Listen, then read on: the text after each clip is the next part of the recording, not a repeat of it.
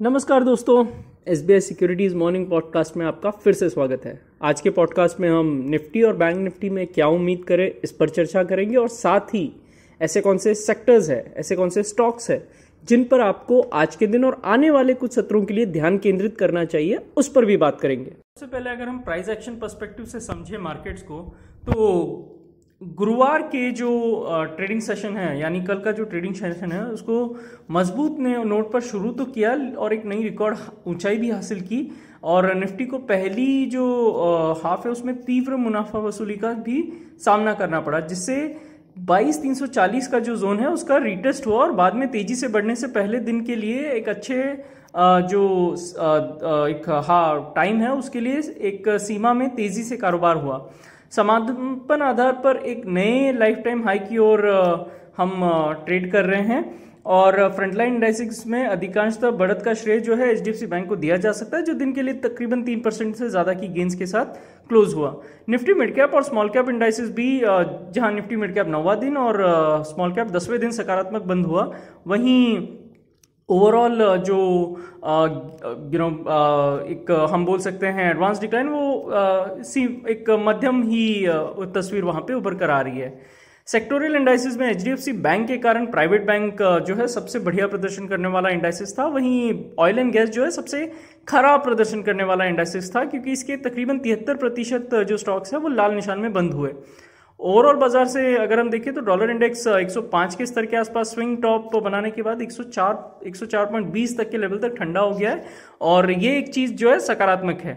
10 वर्ष की यूएस की जो बॉन्ड यील्ड है वो भी पिछले कुछ सत्रों से 4.3 के आसपास कारोबार कर रही है। ब्रेंट क्रूड ऑयल भी 5 महीने के उच्चतम स्तर यानी 90 से $91 प्रति बैरल पर ट्रेड कर रहा है और USD INR भी जो है एलिवेटेड लेवल्स पर ट्रेड कर रहा है, तो ये थोड़ा सा चिंताजनक हमारे लिए जरूर है। अमेरिका से आज आने वाली मार्च नॉन फार्म पेरोल रिपोर्ट ब्याज दरों के संबंध में फेड निर्णय लेने में एक महत्वपूर्ण घटक होने के साथ साथ इसको ट्रैक करना हमारे लिए बहुत इंपॉर्टेंट होगा, क्योंकि ये डेटा पॉइंट काफी महत्वपूर्ण है। बहुत हॉट जॉब रिपोर्ट होने के कारण पैदावार को और मजबूत कर सकता है और फेड पर उच्च ब्याज दर व्यवस्था बनाए रखने का दबाव भी जारी रख सकता है। हमें लगता है कि निफ्टी के दृष्टिकोण से ये वैश्विक परिवर्तन एक महत्वपूर्ण मोड़ पर है और आम चुनाव से ठीक पहले ये महत्वपूर्ण है कि हम लेवरेज को नियंत्रण में रखें, जहां भी संभव हो पोजीशन को हेज्ड रखें और लार्ज कैप पर ज्यादा फोकस रखें। ये ज्यादा सही हो सकता है एक सेफ्टी पॉइंट ऑफ व्यू से। प्रमुख निफ्टी स्तर पर आए तो ओवरऑल जो है ट्रेंड ऊपर का ही है और थोड़ी सावधानी के साथ गिरावट पर खरीदारी का रुख जो बना हुआ है। आगे बढ़ते हुए फ्रेंड्स 22,340 से 360 का जो जोन है वो सपोर्ट निकल कर आ रहा है, वहीं 530, 550, 22,530, 22,550 का जो जोन है वो तत्काल रेजिस्टेंस के तौर पे कार्य कर सकता है। अगर हम लोग 22,550 के लेवल के ऊपर ट्रेड करना शुरू करते हैं तो 22,670 से लेकर 22,720 तक एक्सटेंशन इस रैली का देखने को मिल सकेगा।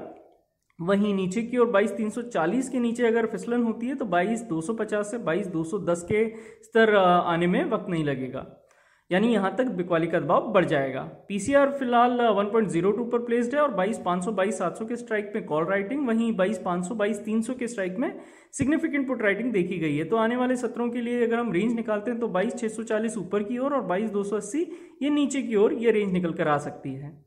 बैंक निफ्टी पर आते हैं तो बैंक निफ्टी के शीर्ष घटक जैसा हमने बात की HDFC बैंक के टॉप गियर में आने के साथ RBI की जो आज नीति में धारणा जो है वो सकारात्मक लग रही है। नीतिगत दर कार्यवाही के अलावा RBI गवर्नर के बयानों पर भी आज नजर रखनी बहुत जरूरी होगी।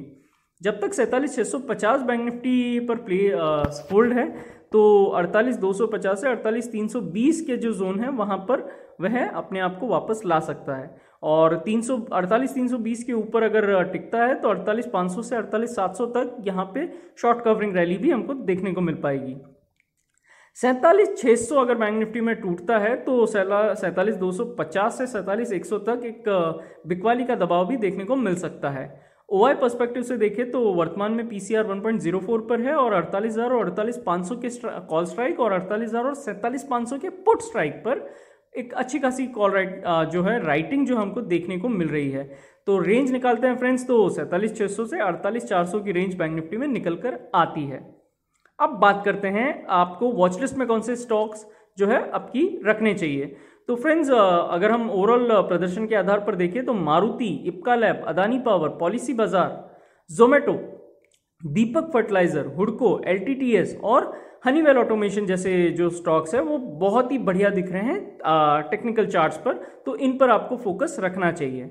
एफआईडीआई डेटा की बात करें तो दोनों ही कल जो है बिकवाली करते हुए नजर आए, जहां एफआई ने 1136.47 करोड़, वहीं डीआई ने 893.11 करोड़ की बिकवाली की। इंडेक्स फ्यूचर्स के लिए जो एफआई का लॉन्ग शॉर्ट रेशियो है फ्रेंड्स वो 42.96 पर है, क्योंकि शुद्ध आधार पर उन्होंने 1871 इंडेक्स फ्यूचर्स बेचे हैं। वायदा के मोर्चे पर 77,445 कॉन्ट्रैक्ट की बिक्री की है, वहीं ऑप्शंस के मोर्चे पर 61,576 कॉल कॉन्ट्रैक्ट खरीदे हैं, वहीं 10,968 पुट ऑप्शन कॉन्ट्रैक्ट भी खरीदे हैं। तो फ्रेंड्स, आज के पॉडकास्ट के लिए बस इतना ही। हमारे पॉडकास्ट को नियमित रूप से सुनने के लिए आपका बहुत बहुत धन्यवाद। Investment in securities market are subject to market risks. Read all the related documents carefully before investing.